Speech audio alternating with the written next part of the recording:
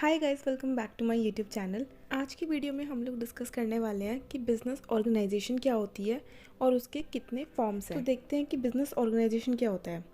Business organisation एक ऐसी entity होती है जो कि हम बनाते हैं किसी तरह का बिज़नेस करने के लिए या फिर कोई कमर्शियल एक्टिविटी परफॉर्म करने के लिए। कमर्शियल एक्टिविटी होती है जिसमें हम गुड्स को बाय करते हैं और सेल करते हैं, ठीक है। वो मेनली कंसर्न किससे होती है? मैनेजमेंट, कि किस तरीके से आपको जो काम है वो किया जाएगा, किस तरीके से चीज़ें मैनेज की जाएंगी। और दूसरा, प्लानिंग ऑफ डिफरेंट एक्टिविटीज़। इसमें क्या होता है, जो हमारे प्रोडक्शन के फैक्टर्स होते हैं जैसे कि मैन, मटेरियल, मनी और मशीन, इन सब चीज़ों को हम एक्यूमुलेट करते हैं और उनके बीच में कोऑर्डिनेशन बनाते हैं। क्यों? ताकि हम गुड्स और सर्विसेज प्रोड्यूस कर सकें। अब देखते हैं forms of business organisation. First is sole proprietorship, second is joint Hindu family business, third is cooperative society, fourth is partnership and the fifth and last is joint stock company. अब हम एक एक करके इनकी फॉर्म्स को discuss करते हैं। Let's start with sole proprietorship. Sole proprietorship जैसे हम नाम से समझ ही पा रहे हैं, सोल का मतलब होता है ओनली और प्रोप्राइटरशिप का मतलब होता है ओनर, यानी कि सिंगल ओनर। इस तरह के बिजनेस में सिर्फ एक ओनर होता है। इस तरह का बिज़नेस जो है ना, सिर्फ एक इंडिविजुअल ओन करता है, यानी कि ये बिज़नेस सिर्फ एक इंडिविजुअल को बिलोंग करेगा, वही इसको मैनेज करता है और कंट्रोल करता है। Next point is recipient of every profit and loss of the business. मतलब इस तरह के बिज़नेस में जितना भी हमारा प्रॉफिट होगा या जितना भी हमारा लॉस होगा, वो सारा उस इंडिविजुअल को बिलोंग करता है। Third is bears every risk. बिल्कुल, अगर प्रॉफिट सारा उसका है, लॉस सारा उसका है, मैनेज वो कर रहा है, कंट्रोल वो कर रहा है, तो ऑब्वियस है कि रिस्क कौन बियर करेगा? वही इंडिविजुअल बियर करता है, ठीक है। नेक्स्ट है the owner does not have to perform any legal formality and can start the business whenever they want. इस पॉइंट का मतलब है कि जो इंडिविजुअल है, जो सोल प्रोप्राइटरशिप बिजनेस अपना फॉर्म कर रहा है, उसे किसी भी तरह की लीगल फॉर्मेलिटी की रिक्वायरमेंट नहीं होती फुलफ़िल करने के लिए बिफोर स्टार्टिंग द बिज़नेस। उसका जब मन करेगा वो इस बिज़नेस को स्टार्ट कर सकता है। Examples are hair salons, beauty parlours और retail shops. Next and second is joint Hindu family business.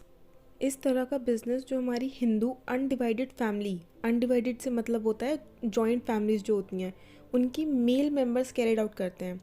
Females जो होती हैं वो इस बिज़नेस का पार्ट नहीं होती, सिर्फ मेल मेंबर्स जो हैं इस बिज़नेस को आगे लेके चलते हैं। First point is the source of membership in the company is birth in the family. मतलब इस तरह के बिजनेस में आप मेंबर कैसे बन जाते हो? By birth. फैमिली में कोई बच्चा हुआ, वो बाय बर्थ ही उस बिजनेस का मेंबर बन जाता है। सेकंड है हमारा 3 consecutive generations can be members of the company. मतलब 3 लगातार जो आपकी जनरेशंस होती हैं, जैसे कि आपके ग्रैंडफादर, आपके फादर और आप, 3 कंसेक्यूटिव जनरेशंस होनी चाहिए। इसे मैनेज कौन करता है? जो फैमिली का हेड होता है, यानी कि जो एल्डेस्ट पर्सन होता है, वो इसे मैनेज करेगा और उसे हम कर्ता कहते हैं। फॉर एग्ज़ाम्पल, अगर आपके दादाजी हैं, आपके पापा हैं और आप हो, तो आप सब में एल्डेस्ट कौन हुआ? आपके दादाजी। इसलिए वही इसे मैनेज करेंगे और उनको हम कर्ता कहते हैं। नेक्स्ट है मिनिमम 2 मेल मेंबर्स। मतलब कम से कम आपके पास 2 मेल मेंबर्स होने चाहिए। आई रिपीट, फीमेल्स जो है इस बिज़नेस का पार्ट नहीं होती।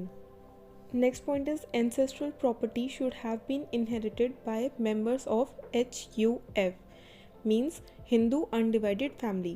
अब ancestral property वो property होती है जो कि आपको by birth मिलती है, या तो अपने फादर से या ग्रैंडफादर से या ग्रेट ग्रैंडफादर से, ठीक है। तो आपके पास इस तरह का बिजनेस करने के लिए ancestral property होनी चाहिए। Next is all of the members have equal share in that property. मतलब जितने भी मेंबर्स होते हैं उन सबका इक्वल शेयर होता है उस प्रॉपर्टी के ऊपर।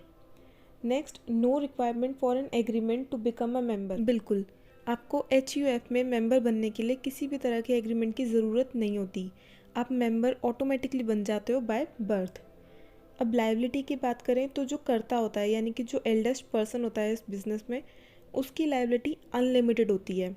लेकिन जो को पार्टनर्स होते हैं, को पार्टनर्स मतलब बाकी कर्ता के अलावा जो मेंबर्स होते हैं, उनकी लाइबिलिटी लिमिटेड होती है।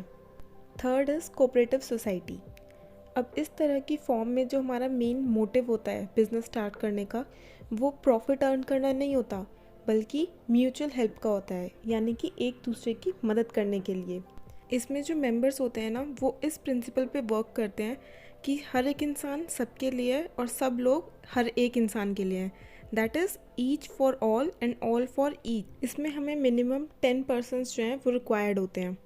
Next point is mainly found by the weaker section of the society in order to prevent any type of exploitation from the economically stronger section of the society. अब ध्यान से समझना इस पॉइंट का मतलब क्या होता है। ये जो कोऑपरेटिव सोसाइटीज़ होती हैं ना, ये वीकर सेक्शंस जो होते हैं, जो इकोनॉमिकली वीक होते हैं, ठीक है, जिनके पास पैसे कम होते हैं, वो लोग बनाते हैं। क्यों? ताकि वो खुद को एक्सप्लॉयटेशन से बचा सकें जो इकोनॉमिकली स्ट्रॉन्गर सेक्शन होता है ना सोसाइटी में, उन लोगों से। अब क्या होता है कि अगर वीक सेक्शन को पैसे चाहिए होते हैं तो वो क्या जाते हैं, लोन लेते हैं, ठीक है, किसी से बोरो करते हैं, तो उस पर जो इंटरेस्ट रेट होता है ना वो काफ़ी हाई होता है, जितना वो लोग अफोर्ड नहीं कर सकते या उनकी कैपेबिलिटी के अगेंस्ट होता है। तो इसमें इनका क्या होता है, एक्सप्लॉयटेशन हो रही होती है। तो उस चीज़ से खुद को प्रिवेंट करने के लिए वो लोग एक साथ आते हैं, थोड़ा थोड़ा कैपिटल मिलाते हैं और एक दूसरे की हेल्प में उस पैसे को लगाते हैं। Members of the society raise the capital within themself. वही कि जो इसमें कैपिटल होती है वो मेंबर्स जो है थोड़ा थोड़ा खुद ही कंट्रीब्यूट करते हैं। नेक्स्ट है these societies need to be registered under the cooperative societies act 1912 in order to function as a legal entity. जो कोऑपरेटिव सोसाइटीज़ होती हैं उनको खुद को रजिस्टर कराना इस एक्ट के अंडर मैंडेटरी होता है ताकि वो फंक्शन कर सकें। Fourth form is partnership. It is the association of two or more persons who agree to jointly pursue a business activity। मतलब इसमें दो या दो से ज़्यादा लोग एक साथ आते हैं ताकि वो किसी तरह की बिजनेस एक्टिविटी परफॉर्म कर सके। Second, they pool their managerial and financial resources for the purpose. Resource pool करने का मतलब होता है कि अपने अपने रिसोर्सेज को एक साथ लेके आना, कंबाइन करना, ताकि हम उनका मैक्सिमम बेनिफिट ले सकें और रिस्क को मिनिमाइज कर सकें। Next point is they distribute responsibilities and share the income or losses that the business generate। इस पॉइंट का मतलब है कि जो भी आपकी रिस्पॉन्सिबिलिटीज़ होती हैं बिज़नेस की, वो सारे मेंबर्स के बीच में डिस्ट्रीब्यूट कर दी जाती हैं और आपके बिज़नेस में आपकी चाहे लॉस हो रहे हैं या आपकी प्रॉफिट है, वो चीज़ें भी उन मेंबर्स के बीच में डिस्ट्रीब्यूट की जाती हैं। सेकेंड, मिनिमम 2 मेंबर्स और मैक्सिमम 100। आपके पास कम से कम 2 मेंबर होने चाहिए और maximum 100 members. Third point is there must be an agreement oral और रिटन। पार्टनरशिप में आपका एग्रीमेंट होना पार्टनर्स के बीच में मैंडेटरी है। अब ये आपका एग्रीमेंट ओरल होगा या रिटन, ये कम्प्लीटली डिपेंड करता है आप पार्टनर्स के ऊपर, ठीक है। और जिस डॉक्यूमेंट्स में ये एग्रीमेंट के बारे में लिखा होता है उसे हम कहते हैं partnership deed. When it comes to the liability of partners, तो उनकी लायबिलिटी जो होती है अनलिमिटेड होती है। Next point, profit sharing as specified in agreement in case no ratio is specified, equal distribution। इस पॉइंट का मतलब है कि आपको कितना प्रॉफिट मिलेगा वो टोटली डिपेंड करता है कि एग्रीमेंट के टाइम पे आपने किस रेशियो पे एग्री किया था।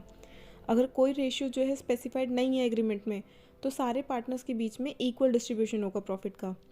Third is firm continues till all the partners desire to continue it. आपकी पार्टनरशिप फर्म कितने साल तक ऑपरेशन में रहेगी, कब तक चलेगी, वो टोटली डिपेंड करता है पार्टनर्स की डिज़ायर के ऊपर। Next is the acts of one partner are binding on the other partners. ये बहुत इंपॉर्टेंट पॉइंट है जिसको आपको ध्यान देना चाहिए कि आपके एक पार्टनर ने क्या एक्ट किया है उसका असर बाकी सारे पार्टनर्स के ऊपर पड़ेगा। मान लो आपके किसी एक पार्टनर ने फ्रॉड किया है या किसी को चीट किया है, तो उसका असर जो है पूरी कंपनी के ऊपर, पूरे हर एक पार्टनर के ऊपर पड़ेगा। ऐसा नहीं है कि अगर सिर्फ उस पार्टनर की गलती है तो उसके ऊपर असर पड़ेगा, नहीं, उसका असर जो है वो सारे पार्टनर्स के ऊपर आएगा।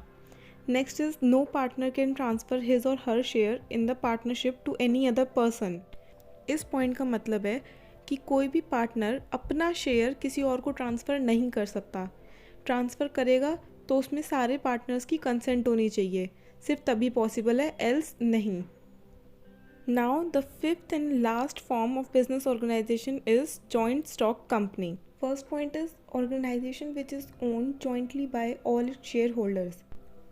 इस पॉइंट का मतलब है कि इस ऑर्गेनाइजेशन में जितने भी शेयर होल्डर्स होते हैं वो सब इसको जॉइंटली ओन करते हैं, मतलब उन सब के पास ओनरशिप राइट होता है। Second, all the stakeholders have specific portion of stock owned usually displayed as a share. इसका मतलब है जितने भी स्टेक होल्डर्स होते हैं उनके पास अपना कुछ स्पेसिफिक पोर्शन होता है स्टॉक का, जिसको एज अ शेयर हम डिस्प्ले करते हैं। Third point is company share is transferable. इस पॉइंट का मतलब है कि जो हमारी कंपनी के शेयर्स होते हैं उन्हें हम ट्रांसफ़र कर सकते हैं, लेकिन वो डिपेंड करता है कंपनी के नेचर के ऊपर। अगर हमारी जो कंपनी है वो पब्लिक है तो हम उस केस में शेयर्स जो हैं अपने मार्केट करते हैं रजिस्टर्ड स्टॉक एक्सचेंजेस पर। लेकिन अगर हमारी कंपनी प्राइवेट है तो हम अपने शेयर्स को ट्रांसफ़र करते हैं एक पार्टी से दूसरी पार्टी को। Liability of a company shareholder is limited. जो कंपनी का शेयर होल्डर होता है उसकी लाइबिलिटी लिमिटेड होती है। Next point, company's shareholder without consulting can transfer his share to other. अगर आप प्राइवेट कंपनी की बात करो तो आप अपने शेयर्स को किसी और को ईजिली ट्रांसफ़र कर सकते हो बिना किसी से पूछे। Next is compulsory to register a firm under a joint stock company. Joint stock company form करने के लिए आपको खुद को रजिस्टर कराना ज़रूरी है। Talking about members, public company है तो मिनिमम मेंबर्स आपके 7 होंगे और मैक्सिमम अनलिमिटेड। लेकिन अगर आपकी प्राइवेट कंपनी है तो मिनिमम 2 और मैक्सिमम मेंबर्स जो होंगे आपके वो होंगे 200। जॉइंट स्टॉक कंपनी आपके लिए सबसे ज़्यादा सूटेबल है अगर आपको अपनी बिजनेस एक्टिविटी लार्ज स्केल पे ऑपरेट करनी है। इस बिज़नेस फॉर्म में हमारे पास एक एडवांटेज होता है कि हम शेयर्स की फॉर्म में पब्लिक से पैसा ले सकते हैं और फिर उस पैसे को हम यूज़ कर सकते हैं अपने एम्प्लॉयज़ को ट्रेन करने के लिए और एक्सपीरियंस्ड मैनेजर्स रखने के लिए, ताकि जो हमारा बिज़नेस है वो एफिशिएंटली रन कर सके। Thank you.